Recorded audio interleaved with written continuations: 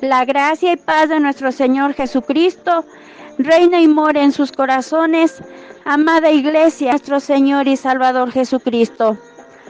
Tendremos en esta hora el estudio Santiago, escrita en el año 60 de Cristo más o menos, carta universal, dirigida a todos los creyentes, no a una comunidad específica. Generalmente se atribuye esta epístola a Jacob, hermano de nuestro Señor Jesucristo, porque así lo menciona en el versículo 1. Jacobo, siervo de Dios y del Señor Jesucristo, a las 12 tribus que están esparcidas, saludos. Escrita a las 12 tribus que estaban en la dispersión, los judíos creyentes que se hallaban fuera de Palestina. En el capítulo 1, de los versículos 1 al 27, vemos los beneficios de las pruebas.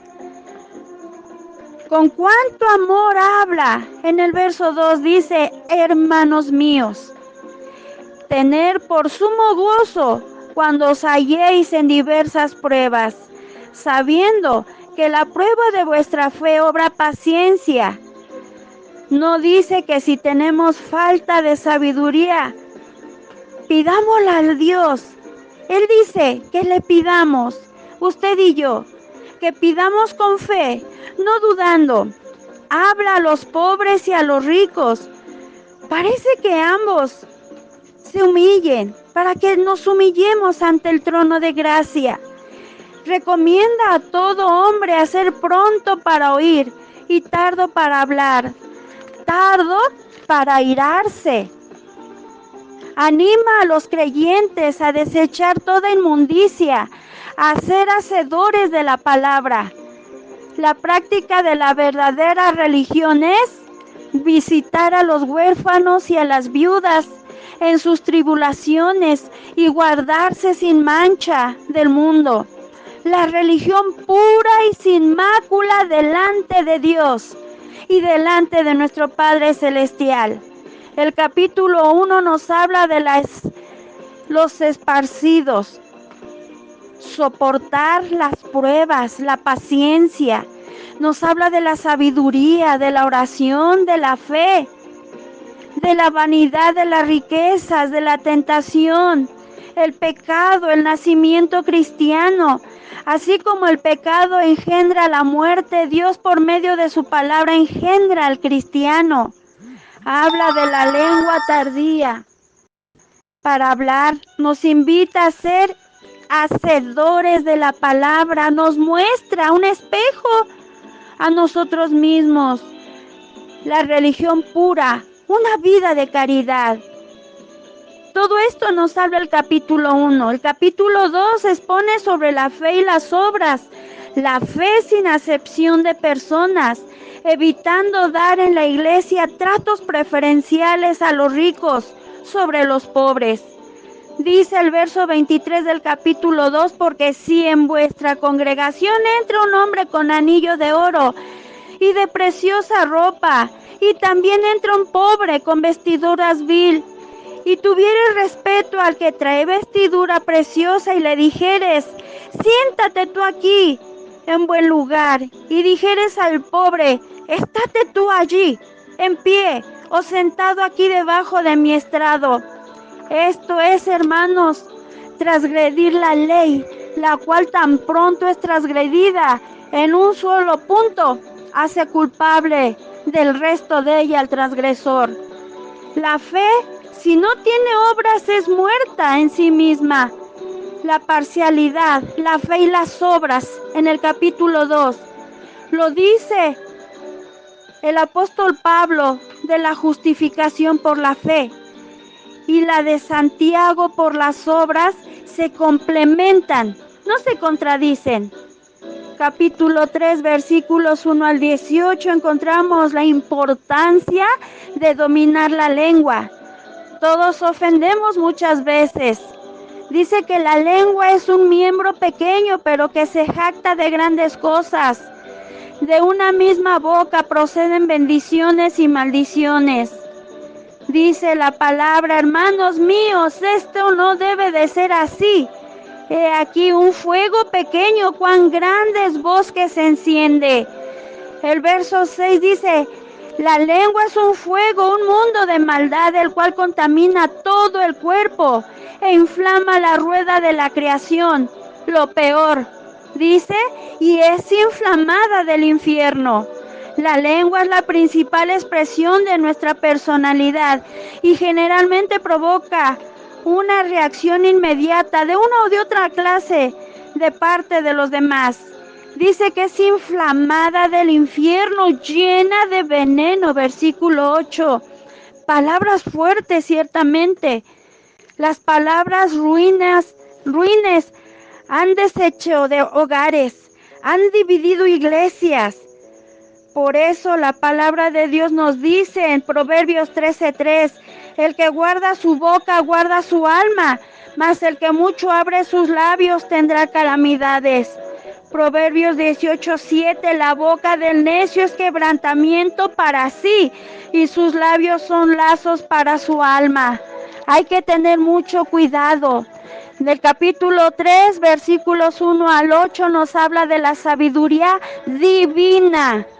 Pero la sabiduría que es de lo alto, de Dios, es primeramente pura, después pacífica, amable, benigna, llena de misericordia y de buenos frutos, sin incertidumbre, sin hipocresía, lo dice el verso 17. Pero retrocediendo 2 versículos, en el 15 dice que hay sabiduría terrenal, animal y diabólica. ¿Por qué? Porque en la persona hay envidia amarga, hay contenciones en el corazón y es mentirosa la persona.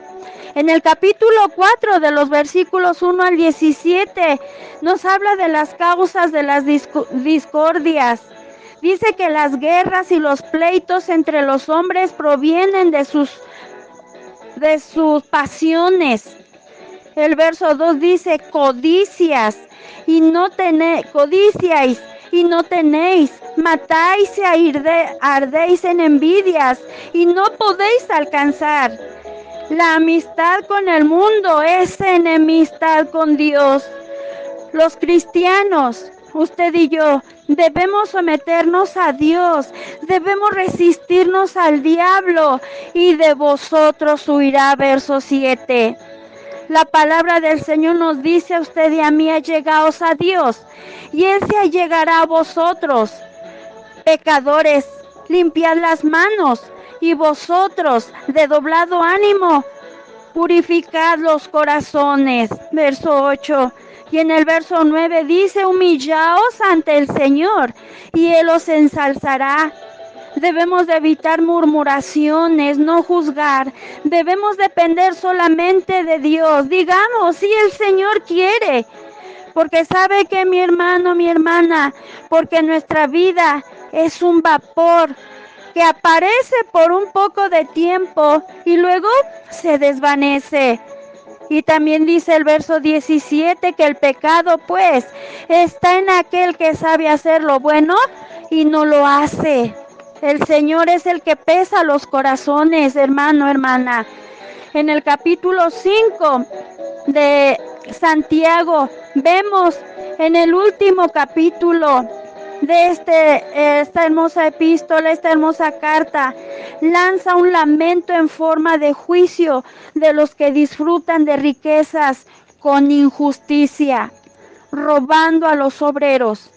Dice la palabra del Señor, clama el jornal de los obreros que han cosechado vuestras tierras, el cual por engaño no les ha sido pagado por vosotros. Los clamores de los que habían cegado han entrado en los oídos del Señor de los ejércitos, verso 4. Son personas que han condenado y han dado muerte al justo.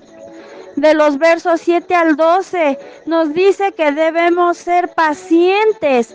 El fin se acerca. Nos pone el ejemplo de la paciencia de los profetas y de su siervo Job. Versículos 13 al 20 nos habla de los que están afligidos. Deben de orar. Dice, ¿está alguno entre vosotros afligido? Haga oración. Los que están alegres deben cantar alabanzas. Los enfermos deben llamar a los ancianos de la iglesia, confesar sus faltas entre sí y confiar en la oración. La oración del justo, obrando eficazmente, puede mucho. Como sucedió con el profeta Elías. Si alguno se ha extraviado, hay que buscarle. Y si alguno le hace volver, sepa que el que haga volver al pecador del error de su camino, salvará de muerte su alma y cubrirá multitud de pecados. Amén. Así termina esta carta de Santiago, el cual, hermanos, hermanas, nos da hermosos consejos que cada uno de nosotros debemos de poner a la vía de la práctica. Que no haya orgullo en el corazón, que no haya soberbia. El Señor quiere corazones contritos y humillados. Dice que la fe, debemos tener fe. Si no tenemos fe, digámosle al Señor que Él nos aumente la fe cada día, cada momento, cada instante. Y así usted y yo llegaremos ante la presencia del Señor sabiendo que llevamos una vida de fe, una vida confiando solamente en nuestro amado Salvador, esperando en sus promesas divinas, esperando solamente en su gracia salvadora. Por eso, la importancia de dominar la lengua. Dice, hay un hermoso canto, si vas a bendecir tu boca, si vas a bendecir, abre tu boca. Si es para decirme cosas buenas, vuelve a abrir. Que de nuestros labios salgan alabanzas al Señor solamente. Porque dice que el que guarda su boca, guarda su alma. Mas el que mucho abre sus labios, tendrá calamidad. Que el Señor sea siempre en nuestra vida y corazón, y la alabanza sea en constante, en continuo, para alabar el nombre del Señor. Que no haya discordias, que no haya pleitos, que no haya disensiones, que no haya corazones soberbios.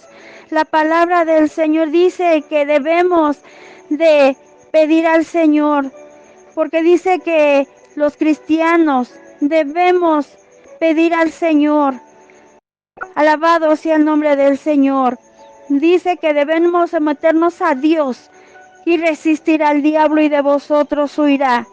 Nosotros debemos ser pacientes, debemos esperar al Señor, que Él nos halle alabando y bendiciendo su nombre, porque muy pronto, ya muy pronto ha de venir el Rey que todos esperamos, el amado Salvador, el Rey de Reyes y Señor de Señores. Que esta palabra sea viva y eficaz en cada vida y en cada corazón. Demos gracias al Señor.